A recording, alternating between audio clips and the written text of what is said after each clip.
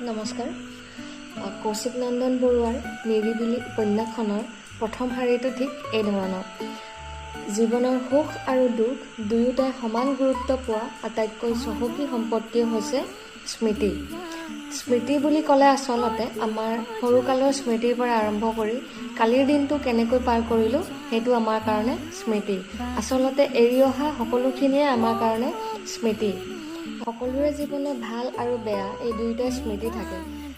মোৰ কাৰণে যেনেকৈ মোৰ স্কুলৰ দিনবোৰ, মোৰ কলেজৰ দিনবোৰ এক মধুৰ আৰু পাহৰিব নোৱাৰা স্মৃতি, ঠিক তেনেকৈ আপোনালোকৰো হয়তো জীৱনত কিছু ভাল স্মৃতি আৰু বেয়া স্মৃতি দুয়োটাই আছে। কিন্তু এটা কথা মই ভাবোঁ, এই যে কিছুমান কাম আমি কৰিব বিচাৰিছিলোঁ কিন্তু কৰা নহ'ল, যিটো কথা আমি ক'ব বিচাৰিছিলোঁ কিন্তু অজুহাতত ৰৈ গ'ল, আৰু কিছুমান ইচ্ছা আমি পুহি ৰাখিছিলোঁ কিন্তু সময়ৰ অভাৱত সেইবোৰ পূৰণ নহ'ল, সেই সকলোখিনি যদি আমি স্মৃতি হোৱাৰ আগতে কৰি পেলালোহেঁতেন